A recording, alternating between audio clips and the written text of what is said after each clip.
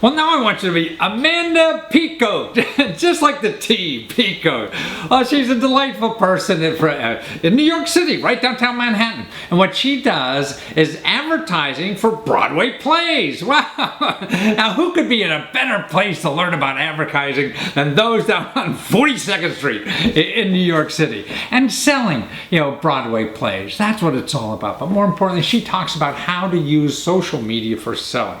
I mean, don't forget, social media is cheap. It's free. You don't have to buy advertisements in newspapers and magazines and television and radio and stuff like that. It's free. That's why the magazines and newspapers and television and radio, they're all going out of business because people are learning how to use these things for free. Well, that's what she makes a living on. And actually, what's fun about her is that she does it for Broadway plays. Wouldn't you like to know about that? Actually, when you listen to her too, you'll also find out what a dramaturg is. Right, I never knew. Well, I'm a little illiterate, so maybe a lot of you people know. Well, watch her and learn about marketing in today's society, using the tools in society. It's this thing, not the newspapers.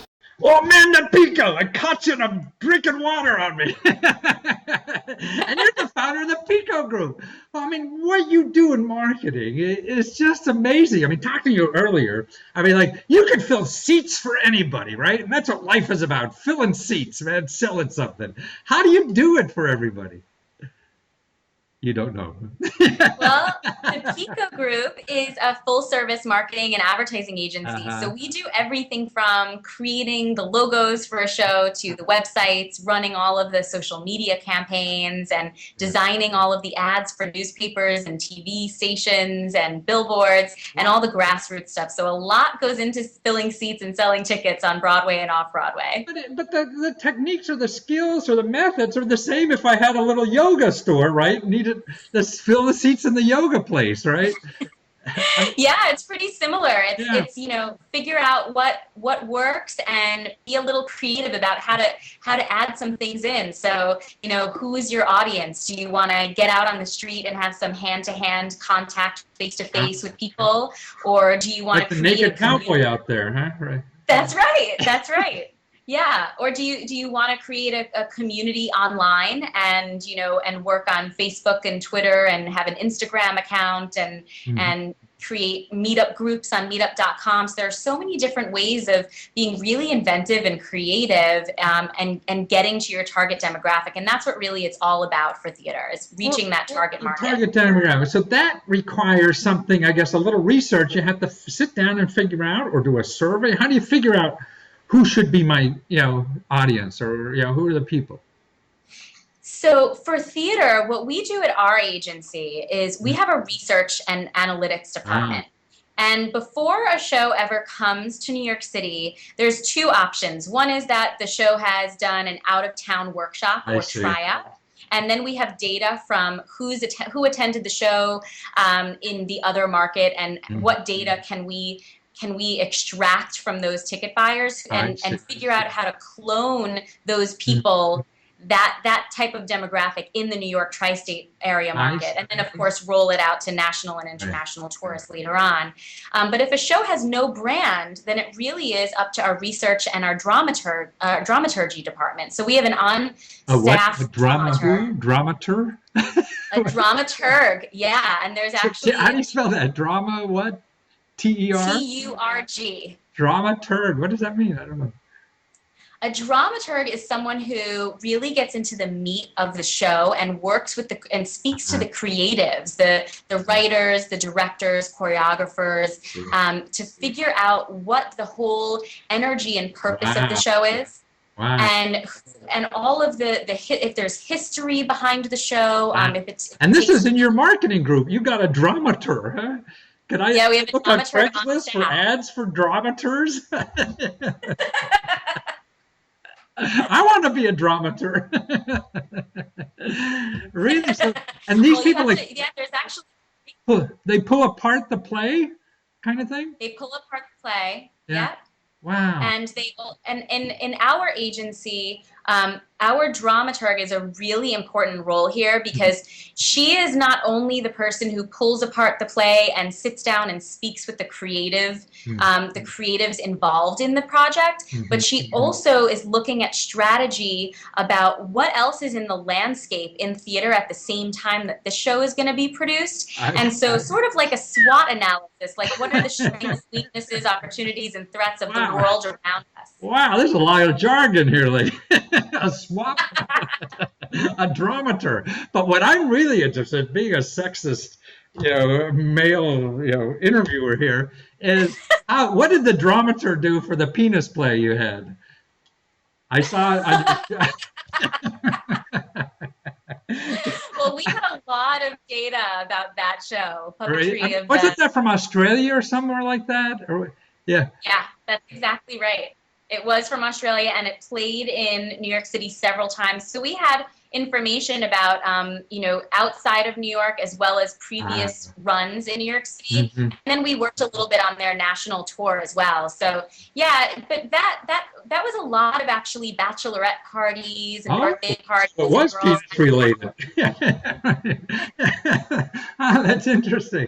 Well, I mean, if I was a small business, then and if I wasn't going to do billboards on 42nd Street, then social media, I mean, in all the options, so you mentioned 4 or 5 options of social media. Is there one that you feel is better, or even to start with or to learn with? If you're doing something the first time, which of those social media tools you think are the best to try to figure out first?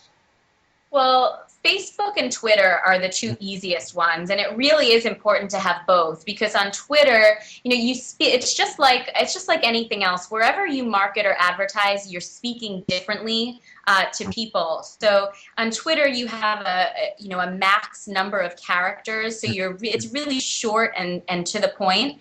And what you're asking people to do is you're asking people to retweet or comment on what you've posted. On Facebook, you have a lot more at your disposal. You can post longer posts. You can have people share your posts or your visuals. So really, those 2 together are the kind of no-brainers. You need to have both of them if you're going to really launch a social media. Those 2, when you're tweeting or Facebooking, do you really say, "Hey, retweet for me," or send this to your friend? I mean, do you outwardly say those kinds of things you want to have happen, or do you imply that and be a little more subtle about it? Well, on Twitter, rarely do you ask people to do anything. It's really a content generation website platform. So you're sharing information that you hope is relevant to your audience base. And if it's relevant enough, then people will automatically want to get behind your brand or business and retweet and share and tell everyone else about it. On Facebook, you can do things like, forward this on or share this. You can actually run contests where you say, if we get up to X number of shares, every single person will win something. So there's an incentive to get people to get involved as well. And what do you win? Like discounts on tickets or something like that on your situation, or what?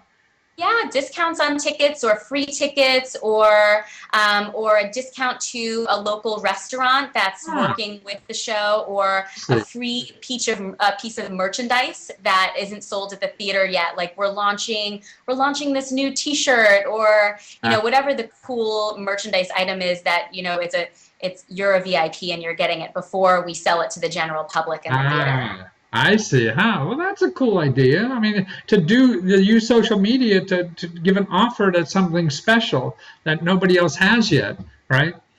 That's right, and it is about creating a community of people who are going to be loyal to your brand. So, on Broadway and in theater in general, shows can certainly run for long periods of time. Like Phantom of the Opera has been running for 26 years on Broadway, which is absolutely amazing.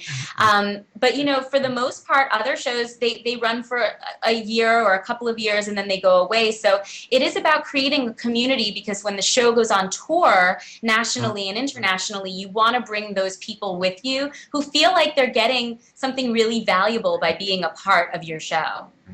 So it's all some kind of connection, you know. I guess. I mean, that's what I hear in talking to social media, and that's. I don't know. As you're older, younger people like you maybe instinctively know that because that's all you know. But you know, older people have been trained in all these other mediums that don't have that personal connection, except the bowling league. You know. Well, that's right. And I think also because we're really in the digital age right now, and people are not getting in front of others, really, they're not having that face-to-face contact that they would a few years ago even. It is really important to have it feel personal and to really make connections with people online. And that's what, something called meetup.com is really good for, because you create a group around a person's interest, and you wind up with hundreds or thousands of people who actually get out of their house and they meet up with other people of similar interests. So it's sort of taking that digital area and bringing them out of their comfort zone. And that's what meet up for advertising or promoting a Broadway play. We actually, at the Pico Group, we have a meetup group called Perks of Being a Theater Lover. And we meet events. So we invite people to our shows, and then we partner with a restaurant or a bar nearby, and we, everyone has a glass of wine and some appetizers, then they see the show, then they meet the cast afterwards. So that's wonderful. Really cool. See, I mean, that's a great idea. I mean, that's where we should charge to have people watch this. And that's meetup.com, right? Yeah. And actually, they can know a lot more by going the picogroup.com. That's where people really want to know, to find out more about you and the great work you're doing and the inspirational marketing. And you don't sound like another stuffy Madison Ave marketing guy with a big cigar. Although it is really fun to watch Mad Men and all the drama that goes on behind the scenes. Our agency has a little less drama than that, but it looks like a fun place to be. Well, yours looks more fun nowadays, especially as a woman back then. That sounded dreadful. Well, thank you, Amanda. Thank you for sharing your talent and your heart and all the things you do for everybody. Thanks. Oh, thank you so much for having me. It's been great. Take care. Bye. Well, isn't she great? Now, there's a lot of people out there telling you how to, learn social media, and they're charging hundreds and thousands and things like that. And actually, they're the people making most of the money in the business, is training other people how to make money using that.